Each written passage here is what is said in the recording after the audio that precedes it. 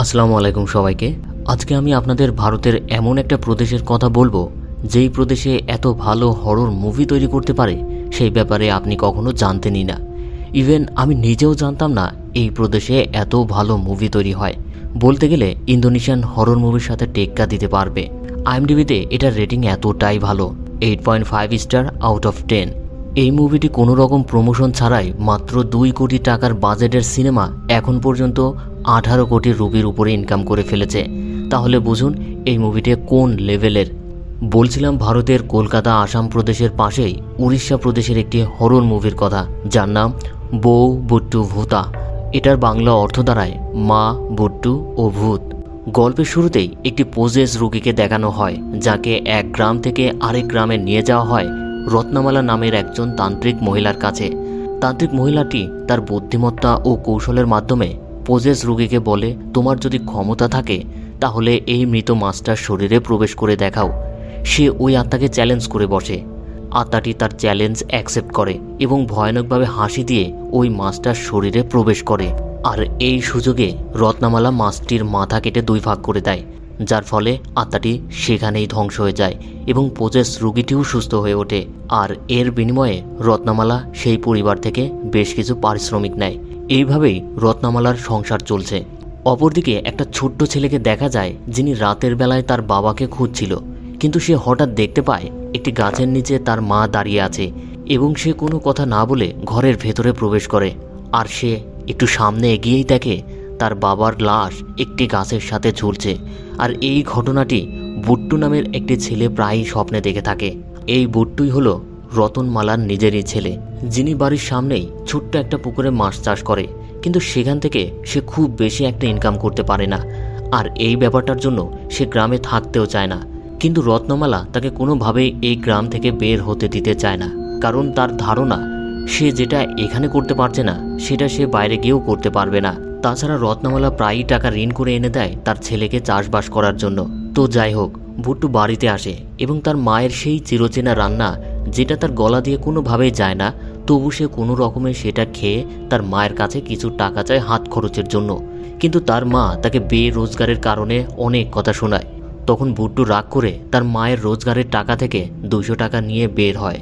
তখন তার এক বন্ধু বাইক নিয়ে আসে, তাকে নিয়ে পূজার টাকা কালেকশন করবে। বুট্টুর বন্ধুর এই বাইকটিতে কোনো চাবি নেই। সে কোনো রকম লোহা বা অন্য কিছু দিয়ে তার বাইকটি স্টার্ট করে। এই বিষয়টা কিন্তু ভালোভাবে মাথায় রাখবেন। পরের দৃশ্যে রিঙ্কি নামের একটি মেয়েকে দেখানো হয়, যিনি মাশরুমের ব্যবসা করে বেশ সফল। রিঙ্কি বুট্টুকে বেশ পছন্দ করে, বুট্টুও তাকে পছন্দ করে, কিন্তু তার রোজগার কমের জন্য সে তাকে তার মনের কথা বলতে পারে না। এবং রিঙ্কির বাবাও বুট্টুকে বেরোজগার বলে তাকে পছন্দ করে না। আর রিঙ্কির বাবা একজন হোমিওপ্যাথিক ডক্টর। অপরদিকে গ্রামের এক কনস্টেবল পুলিশ স্টেশনে যাওয়ার সময় তার বাবাকে ছাগল লালন পালন করা দেখে তাকে নিষেধ করে এই বয়সে এত পরিশ্রম না করার জন্য। তখন তার বাবা তাকে একটি স্যান্ডেল ছুঁড়ে মারে। আর এই ঘটনাটা কনস্টেবলের সাথে প্রায়ই ঘটে। তখনই বুট্টু ও তার বন্ধু কনস্টেবলের বাসায় আসে এবং দুর্গাপূজার জন্য চাঁদা হিসেবে তার কাছে টাকা কালেকশন করে। এদিকে বুট্টুর মা রত্নামালা গ্রামের এনজিও থেকে লোন নিতে আসে, কিন্তু এনজিওর যেই মহিলাটি ঋণ কালেকশন করে সে তাকে এবার কোনোভাবে ঋণ দিতে চাচ্ছিল না।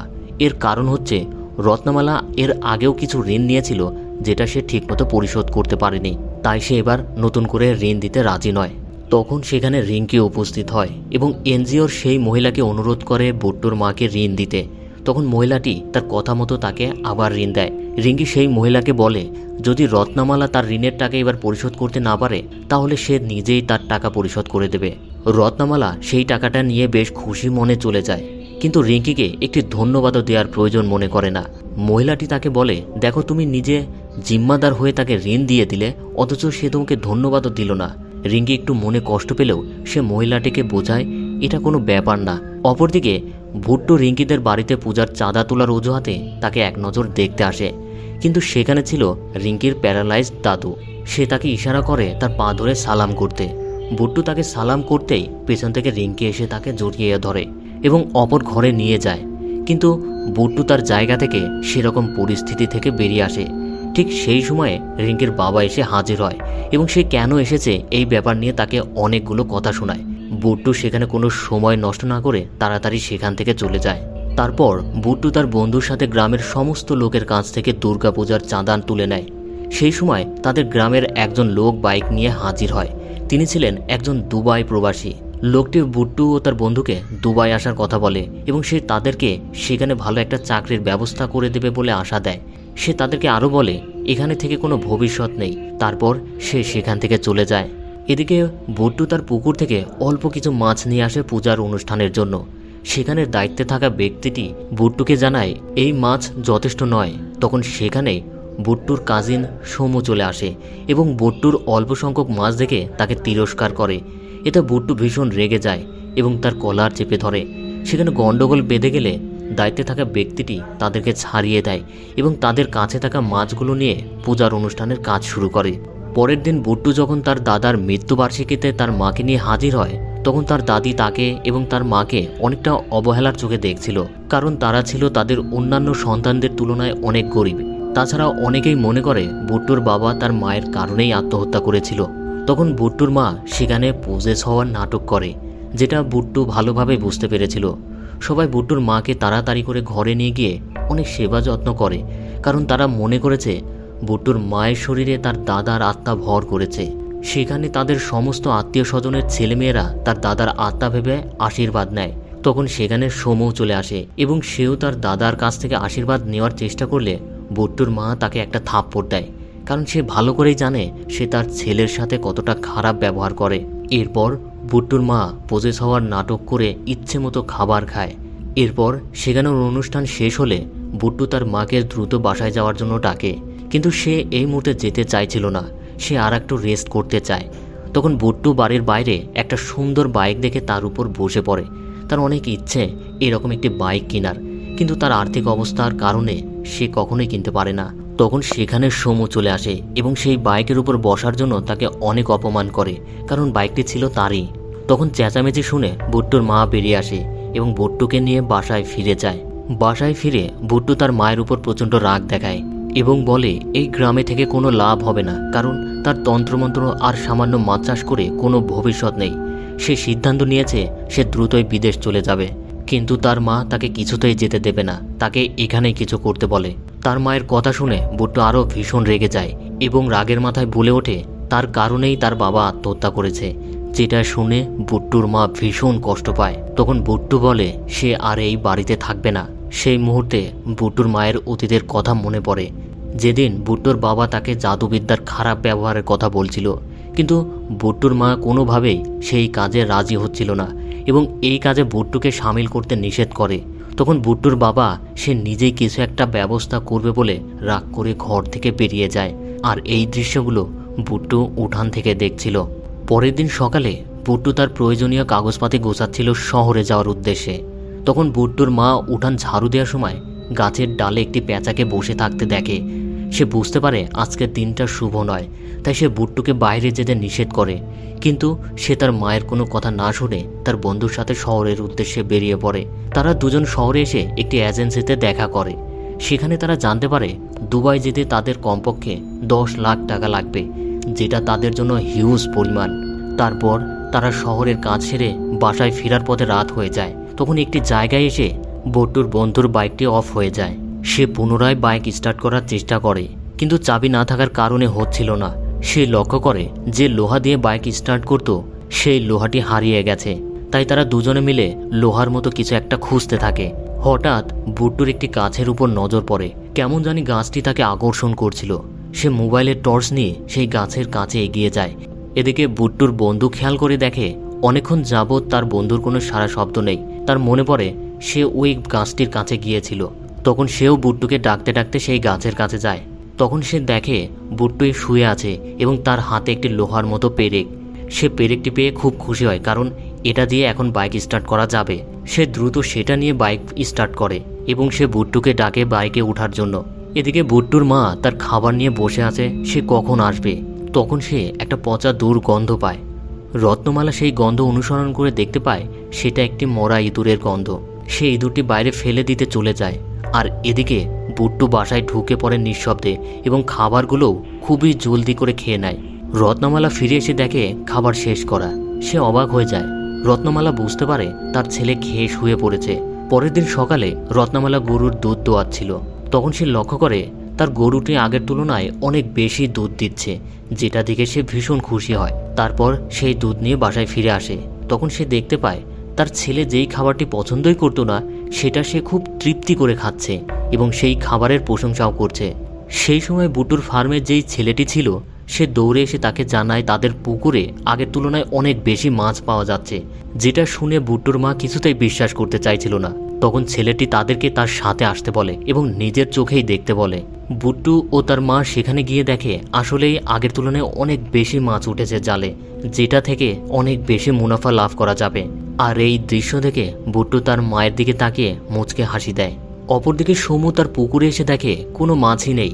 সেই পুকুরের দায়িত্বে থাকা তার যেই কর্মচারী ছিল সে তাকে অনেক বেশি মারধর করে। তার ধারণা সে কোনোভাবে মাছ চুরি করে বিক্রি করে দিয়েছে, কিন্তু সেই লোকটি কোনোভাবেই স্বীকার করে না। সে বোঝানোর চেষ্টা করে সে মাছ চুরি করেনি। অন্যদিকে কনস্টেবলের বাবা ছাগলের খামার থেকে দেখে একটি ছাগল নেই। সে ছাগলটি খুঁজতে বেরিয়ে পড়ে। একটু পর সে একটি জমির পাশে তার ছাগলকে দেখতে পায়। সেই মুহূর্তে হাওয়ার বেগে কিছু একটা এসে তার ছাগলকে নিয়ে চলে যায়, যেটা দেখে কনস্টেবলের বাবা নিজের চোখকে বিশ্বাস করতে পারছিল না। পরের দিন সকালে বুট্টু খাসির মাংস রান্না করার জন্য প্রসেস করছিল। তখন সেখানে তার মা এসে তাকে জিজ্ঞেস করে সে মাংস কোথায় পেল। বুট্টু জানায় সে তার বন্ধুর দোকান থেকে কিনে এনেছে। এখন তার মাছ ব্যবসা থেকে বেশ ভালো লাভ হচ্ছে। তারপর সে তার মায়ের হাতে কিছু টাকা তুলে দেয় তার লোন পরিশোধ করার জন্য। তখন রত্নামালা সেই টাকা পেয়ে ভীষণ খুশি হয় এবং সময় পেরোনোর আগেই রত্নামালা সেখানে গিয়ে লোন পরিশোধ করে দেয়। তখন ঋণ প্রদান করা মহিলাটি বেশ অবাক হয়ে যায়। যিনি ঠিকমতো কিস্তি পরিশোধ করতে পারতেন না তিনি আচমকা পুরো লোন পরিশোধ করে দিল। তারপর রত্নামালা সেখান থেকে যাওয়ার সময় রিঙ্কির সাথে দেখা হয়।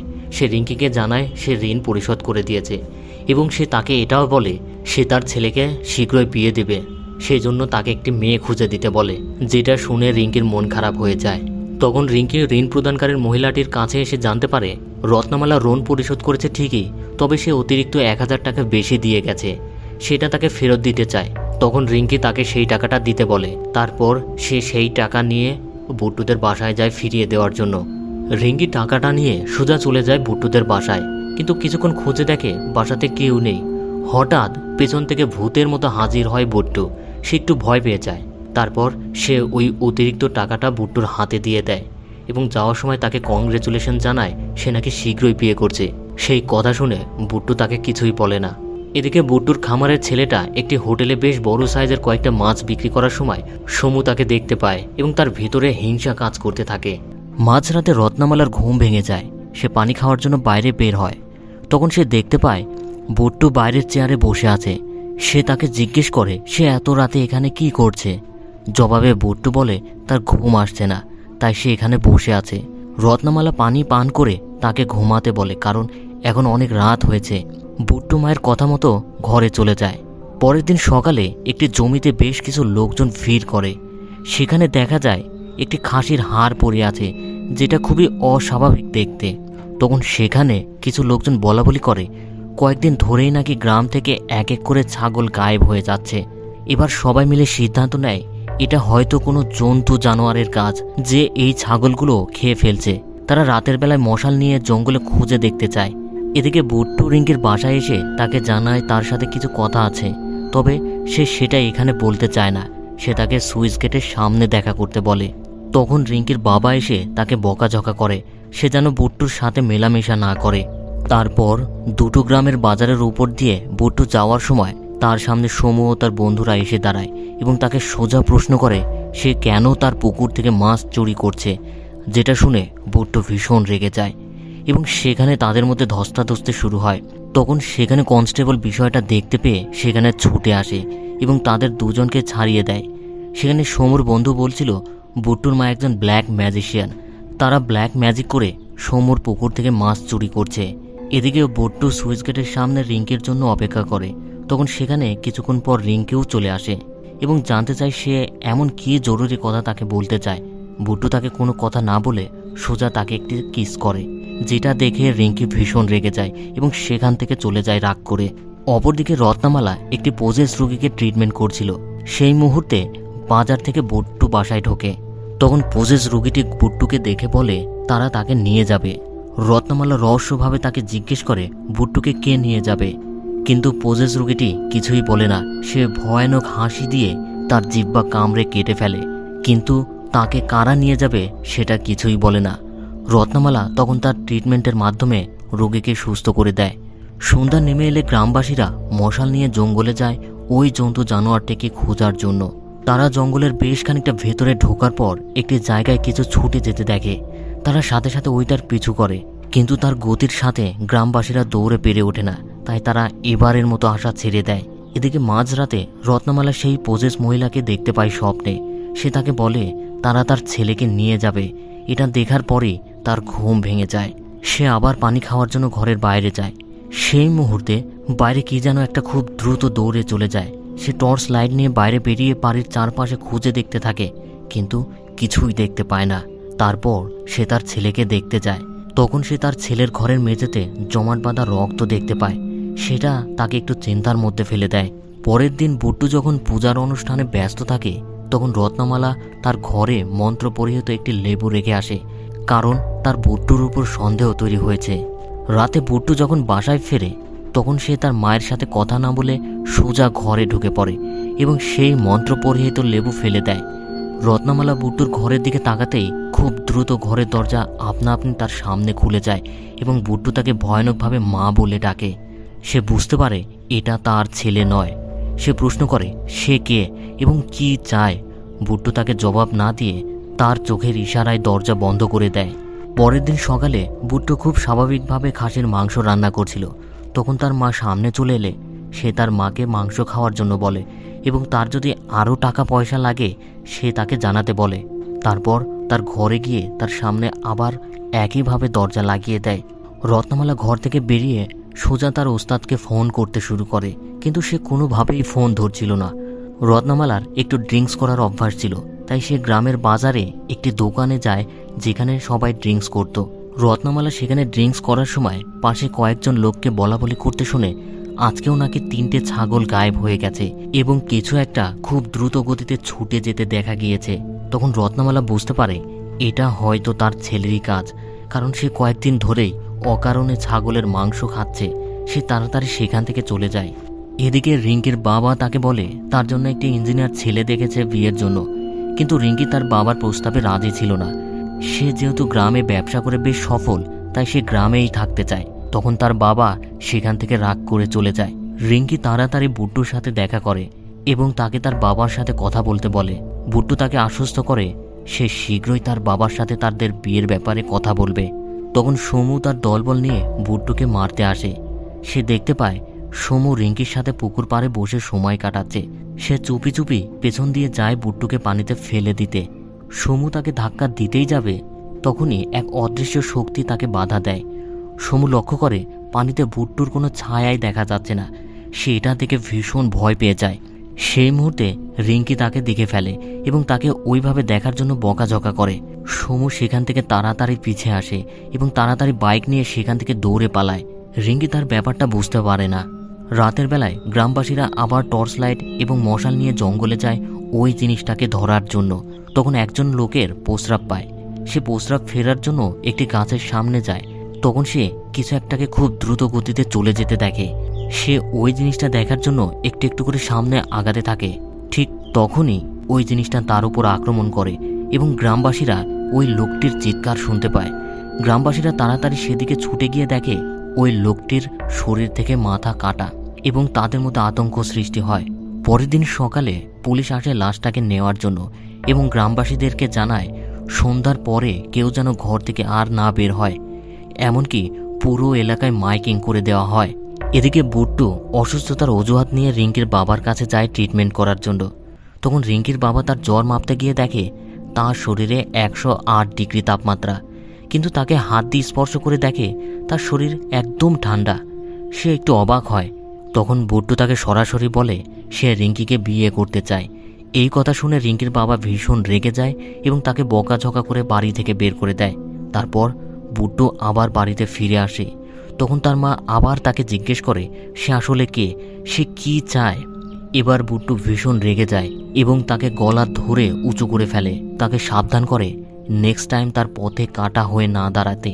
সেই মুহূর্তে রত্নমালা তার অতীতের কথা ভাবতে থাকে, যেদিন তার বাবা তাকে শয়তানের নামে বলি দেওয়ার চেষ্টা করছিল যেন সে খুব দ্রুত ধনী হতে পারে। তখনই রত্নমালা তার গলায় ফাঁস লাগিয়ে হত্যা করে এবং গাছের ডালে ঝুলিয়ে দেয়, যেন কেউ সন্দেহ না করে এই কাজটা বুট্টুর মা নিজে করেছে। তারপর রত্নমালা বাড়ি থেকে বেরিয়ে যায় তার ওস্তাদের সাথে দেখা করার জন্য। তখন বুট্টুর বন্ধু তাকে বাস স্ট্যান্ড পর্যন্ত এগিয়ে দিয়ে আসে। বুট্টুর বন্ধু তাকে প্রশ্ন করে সে এত রাতে কোথায় যাচ্ছে, কিন্তু রত্নমালা তাকে আপাতত কিছুই বলে না, শুধু তাকে এতটুকুই বলে বুট্টুকে যেন চোখে চোখে রাখে এবং সে নিজেও যেন সাবধানে থাকে।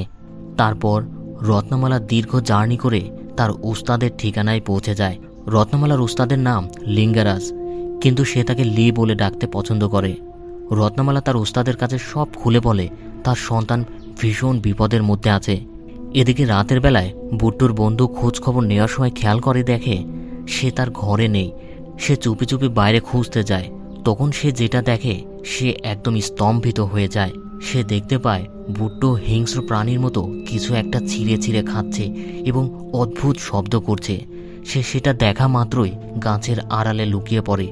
সেই মুহূর্তে বুট্টু কিছু একটা আওয়াজ শুনতে পেয়ে সেদিকেই ধীরে ধীরে এগিয়ে আসে, কিন্তু চারিদিকে তাকিয়ে কিছুই দেখতে পাচ্ছিল না। যখনই বুট্টু অন্যদিকে লক্ষ্য করে সেই মুহূর্তে বুট্টুর বন্ধু ওই দিকে কিছু একটা ছুঁড়ে তাকে ডিস্ট্র্যাক্ট করে দেয়, আর এই সুযোগে সে দৌড়ে তার বাসায় ফিরে আসে। তখন দেখা যায় সেখানে একটি ছাগলের কঙ্কাল পড়ে আছে। ওইদিকে দেখা যায় রত্নমালার উস্তাদ একটি ভয়ানক আত্মাকে হাজির করেছে এবং তার কাছ থেকে জানতে পারে বুট্টুর শরীরে কোন আত্মা প্রবেশ করেছে। এরপর অতীতের একটি ঘটনা দেখানো হয়, যেখানে একটি বাচ্চা শিশুকে রেখে তার মা মারা যায় এবং শিশুটির বাবাও ছিল মাতাল অবস্থায়। এই শিশুটির নাম হলো আমারি। আমারি একটু বড় হলে সে খাবারের জন্য দোকানে দোকানে চুরি করে বেড়াতো, কিন্তু তার বাবা তাকে কোনো রকম দায়িত্ব নিত না। একদিন একটি দোকানে চুরি করার সময় সেই দোকানি তাকে ধরে ফেলে এবং তাকে প্রচুর মারধর করে। এরপর থেকেই সে পেশাগতভাবে ছাগল চুরি করতে শুরু করে। আমারি যখন বড় হয় তখন তার ভেতর একটি অদ্ভুত আচরণ লক্ষ্য করা যায়। সে ছাগল চুরি করে কাঁচাই খেয়ে ফেলত এবং তার ভেতর অনেকটা শয়তানের আচরণ দেখা যেত। সে খুব দ্রুত গতিতে ছুটে যেতে পারত। একদিন আমারি সেই গ্রামের প্রধানের মেয়েকে দেখে প্রেমে পড়ে যায় এবং মেয়েটিও তাকে পছন্দ করে ফেলে। এরপর থেকে তারা দুজন একে অপরের সাথে অন্তরঙ্গভাবে মেলামেশা করত। হঠাৎ একদিন গ্রামের ওই প্রধান লোকজনদের সাথে আলোচনা করছিল দিন দিন গ্রাম থেকে ছাগল হারিয়ে যাচ্ছে। তারা ধরতে পারছে না ছাগলগুলো কোথায় যাচ্ছে এবং কেই বা চুরি করছে। তখন একটা বাচ্চা ছেলে এসে তাকে খবর দেয় আমারই একটি ছাগল চুরি করে তার ঘরে নিয়ে গিয়েছে। তখন প্রধান বুঝতে পারে এই কাজ আমারই করছে। পরদিন সকালে গ্রামের প্রধান সমস্ত লোকজনদেরকে নিয়ে আমারির ঘর চারদিক থেকে ঘিরে ফেলে। তখন সে দেখতে পায় আমারির ঘরে তারই মেয়ের মৃতদেহ পড়ে আছে এবং সেখানে আমারিও রয়েছে।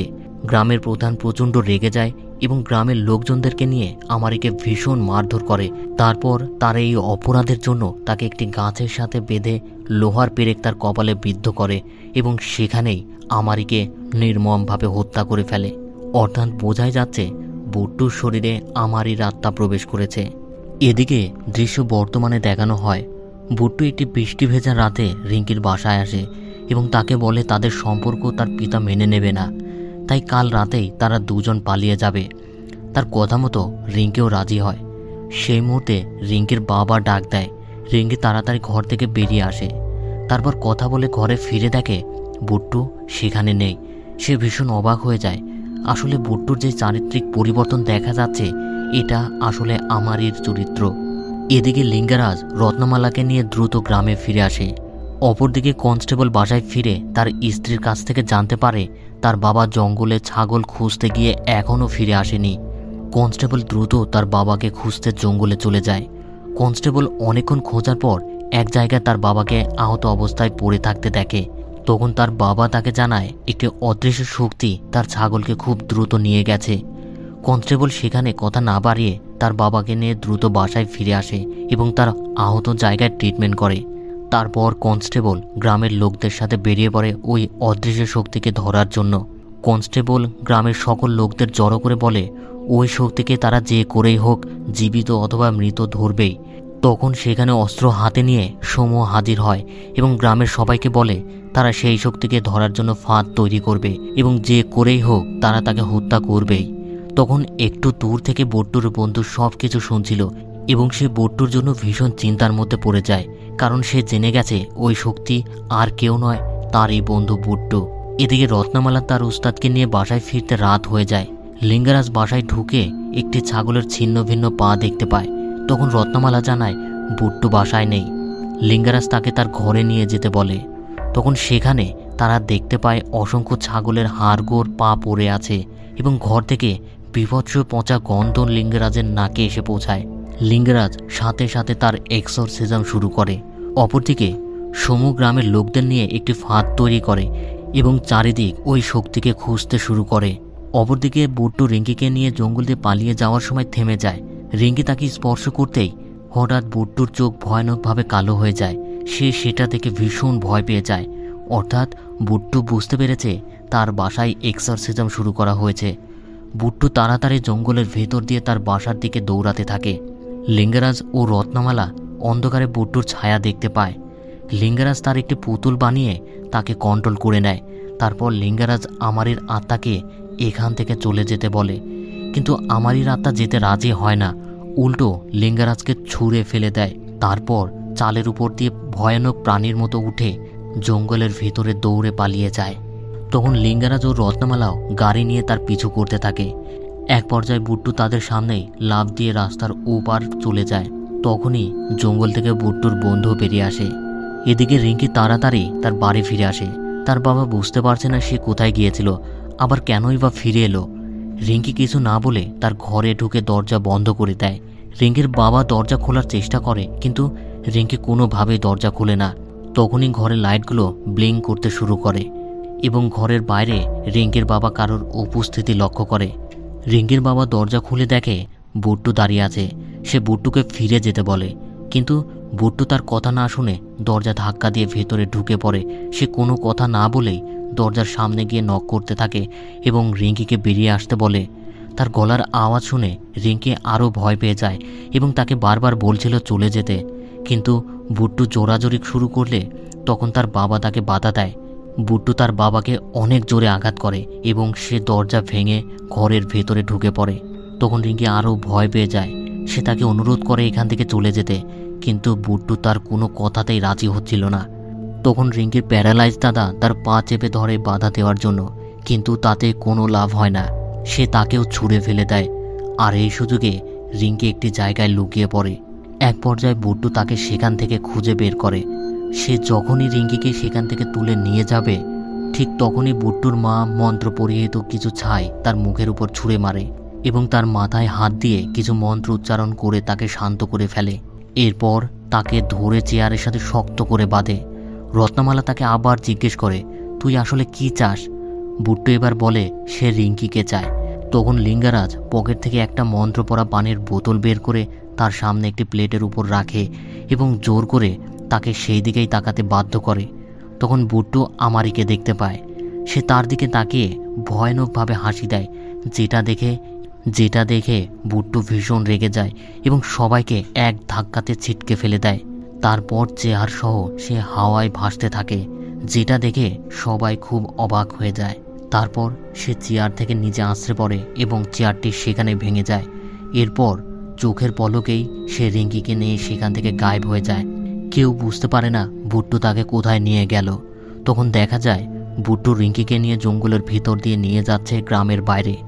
রিঙ্কি তার হাত থেকে নিজেকে ছাড়িয়ে হাত জোর করে অনুরোধ করে তার পিছু ছেড়ে দিতে। তখন বুট্টু তাকে আস্তে আস্তে ছেড়ে যাওয়ার সময় গ্রামবাসীর ফাঁদে আটকে পড়ে যায়। তখনই জঙ্গলে খুঁজতে থাকা গ্রামবাসীরা বুঝতে পারে ওই শক্তি ধরা পড়েছে। তারা সেদিকেই দৌড়ে আসতে থাকে। এদিকে রিঙ্কি যদিও তার সাথে যেতে চাচ্ছিল না, তবুও এই পরিস্থিতিতে তার জন্য মায়া কাজ করে। সে বুট্টুকে ওই ফাঁদ থেকে মুক্ত করে দেয়।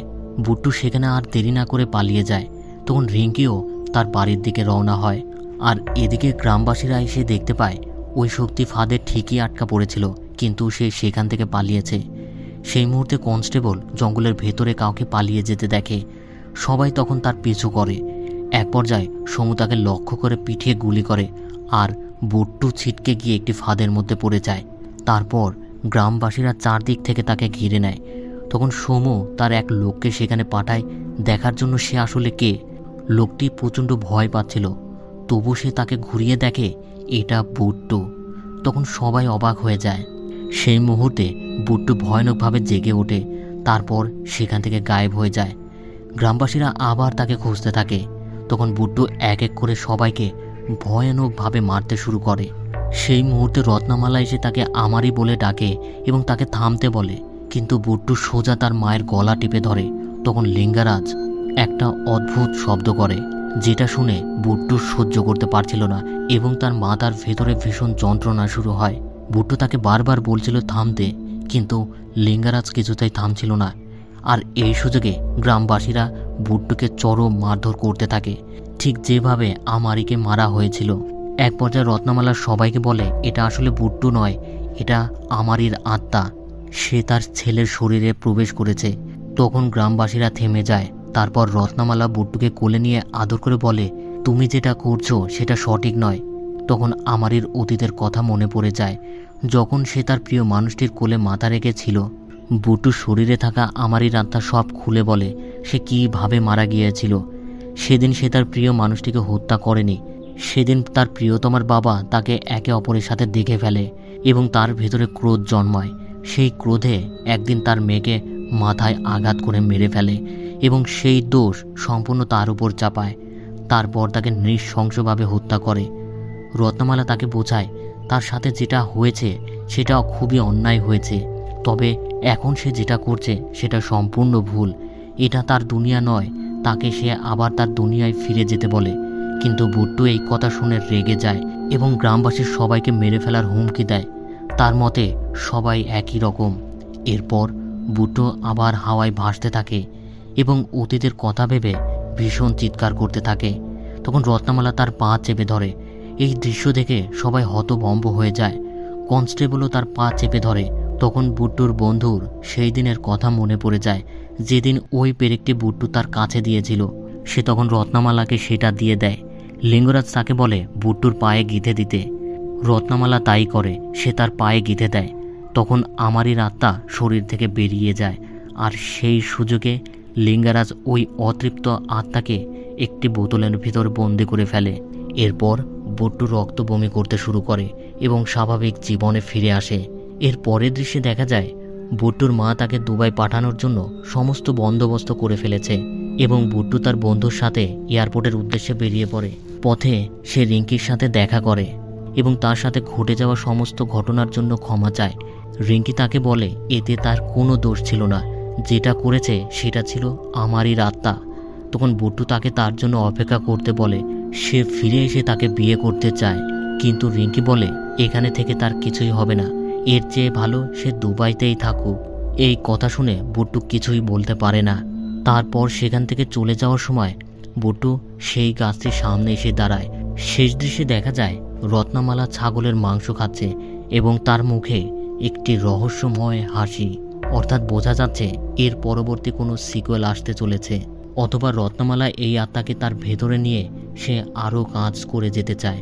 তো এই ছিল আজকের মতো ঘটনা। তো গল্পটি আপনাদের কাছে কেমন লেগেছে জানাতে ভুলবেন না। তবে এই গল্প সম্পর্কে আমি আপনাদেরকে কিছু বলতে চাই। আসলে আত্মা বলতে ইসলাম ধর্মে কোনো কিছুই নেই। যেটাকে আমরা বলে থাকি সেটা হলো জিন। এই সমস্ত কাজ শুধুমাত্র একটি জিন দ্বারা হতে পারে। আর জিন কতটা ভয়ানক সেটা আপনারা ইন্দোনেশিয়া অথবা টার্কিশ মুভিগুলো দেখলেই বুঝতে পারবেন। এই গল্পটা সম্পূর্ণ লোককাহিনীর উপর ভিত্তি করে তৈরি করা।